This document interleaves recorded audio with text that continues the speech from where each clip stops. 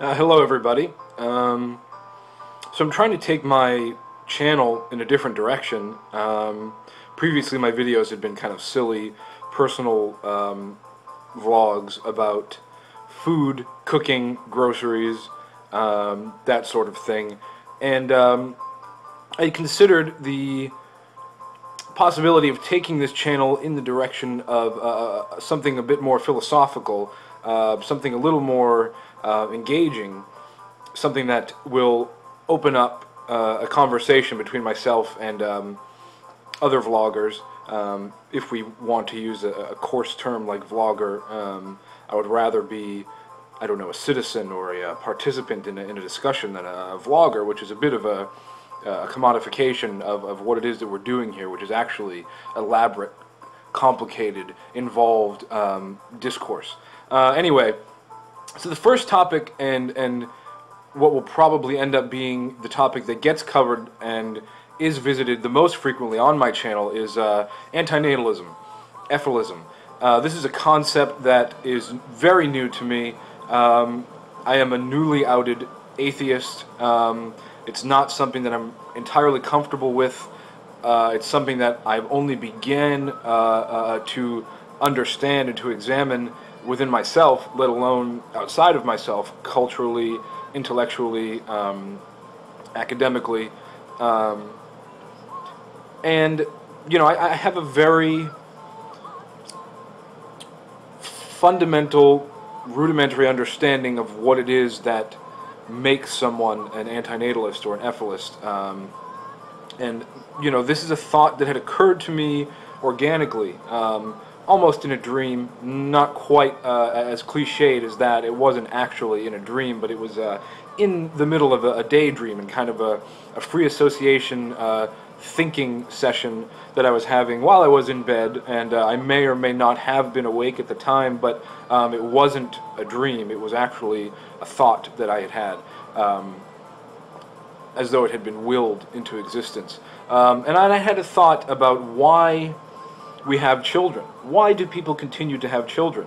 And it's not based on any sort of insecurity or bitterness of my own that I do not have children, or that I do not have social, familial success. It's based on logic. It's based on reason. It's based on something almost economic, almost cultural, anthropological. And the way that I began to understand the concept is to look at it this way.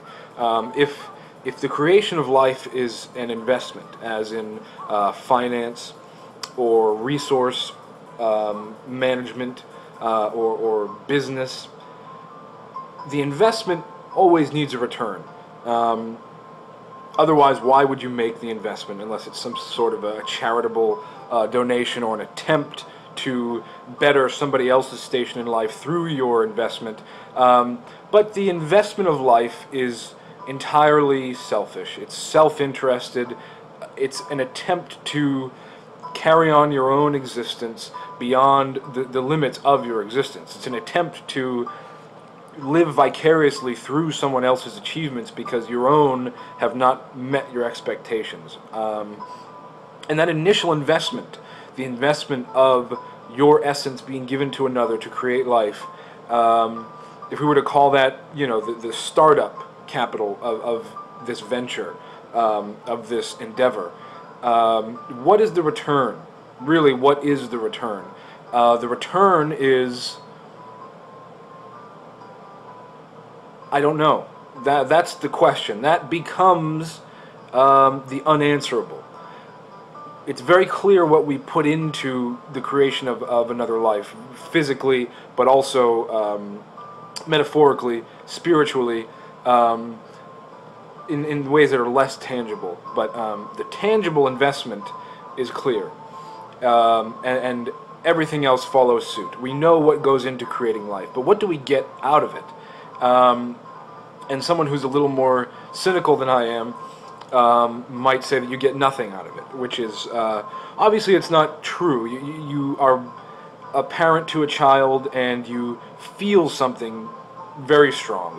You feel something that you've never felt before, and it all begins to make sense. All the decisions that you've made in your life, they all begin to align, and everything makes sense now because you had a child, and that is your end game, or that is the reality that you find yourself in.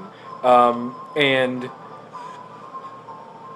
for some people that's enough, I guess. For those who are ignorant, or for those who are not as curious, those people are willing to accept that as their, their reason of existing. Someone who thinks a bit more, someone who's a little more analytical, a little more critical, someone who is willing to examine the options that we're given in life, because everything is an option. We choose to live. Every day we choose to continue to live. And there are some people who don't make that choice.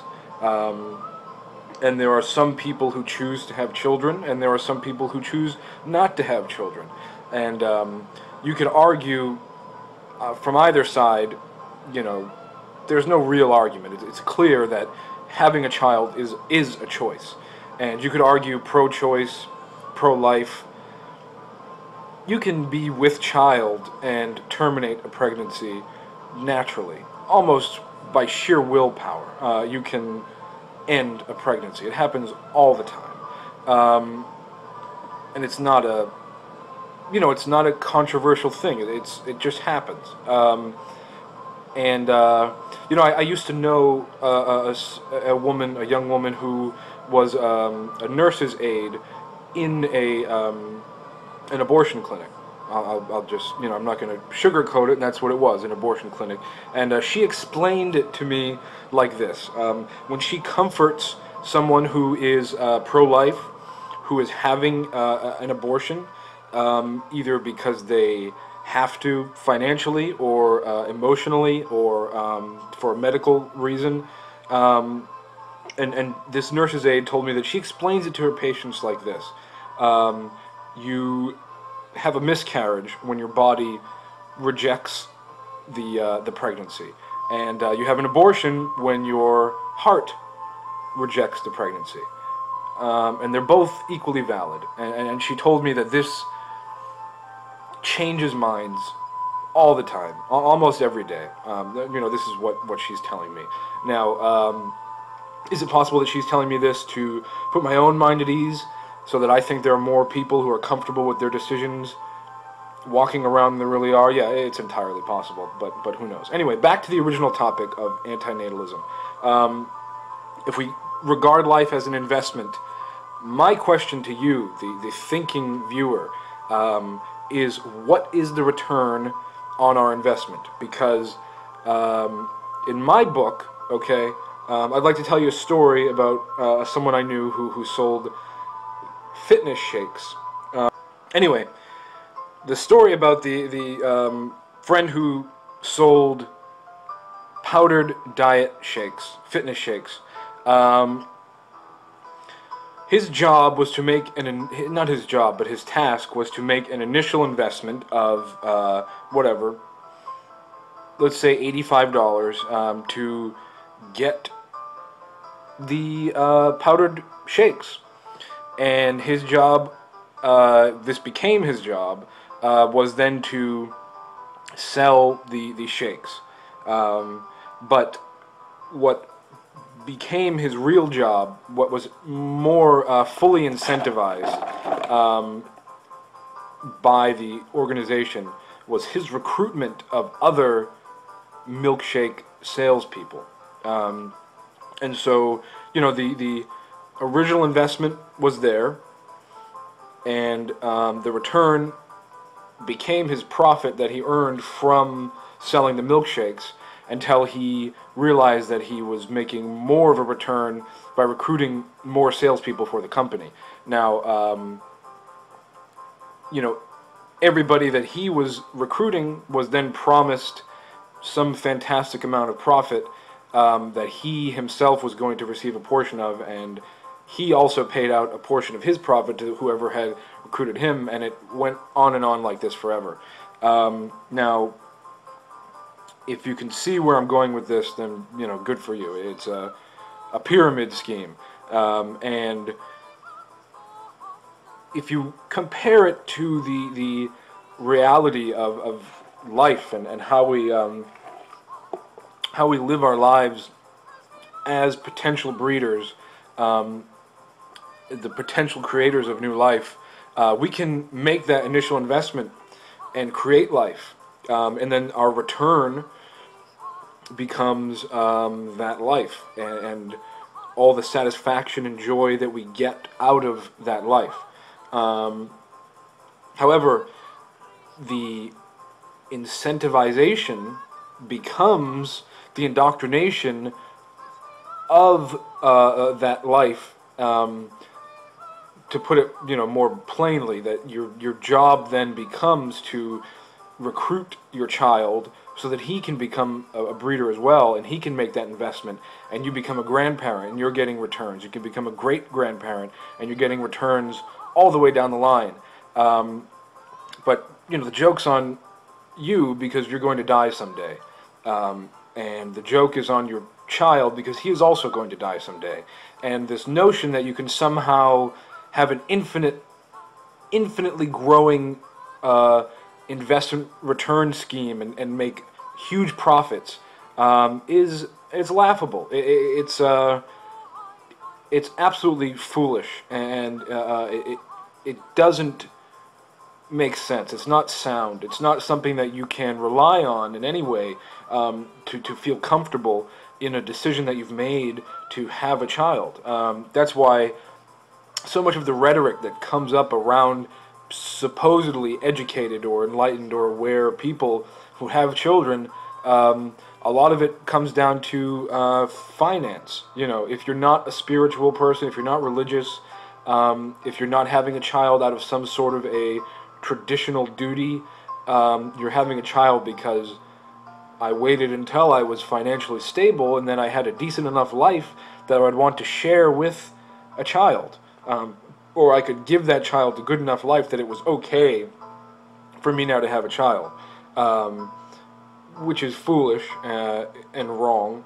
And thinking about this has turned me into a aggressive, active, more aware and more open antinatalist. I am much more willing to actually have these conversations, and you know, this is something that I will openly discuss in the workplace, at a library, in the grocery store.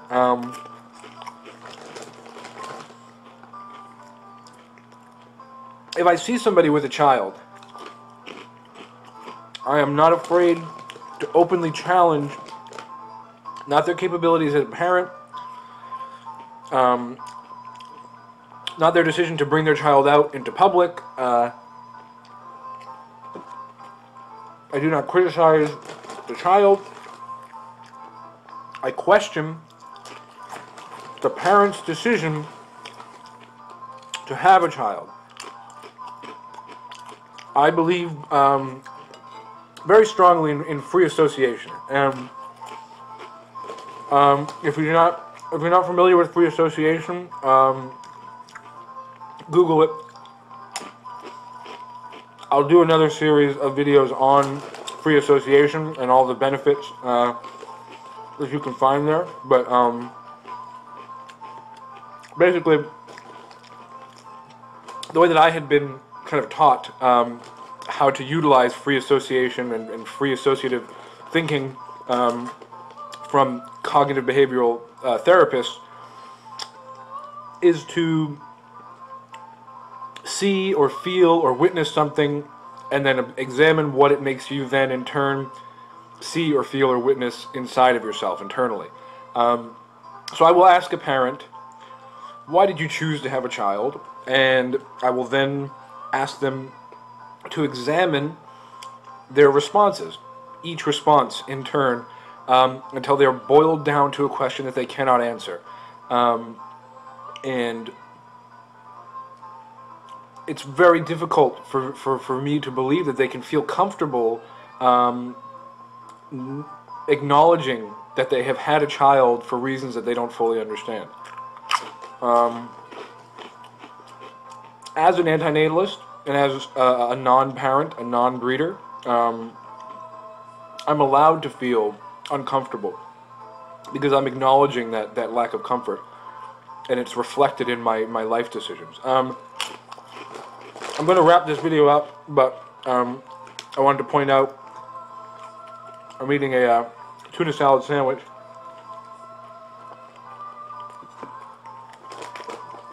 And it is delicious. I put some sauteed green onion in there. And my friends, let me tell you,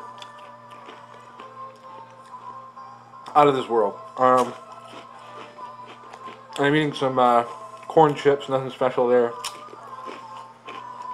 Well, thanks for listening. I would like to open up a dialogue about antinatalism, ethylism. As I begin to learn more and more about these topics, I'm going to continue to explore the YouTube world surrounding these themes. So if you have a channel that you think I should check out, if you have something that's worth sharing, by all means leave a comment or send me a message and let me know. So thank you for sticking with me. This is probably a rather long video, but I've got a lot to say, and I'm not afraid to say it. Signing off for now. Have a good night.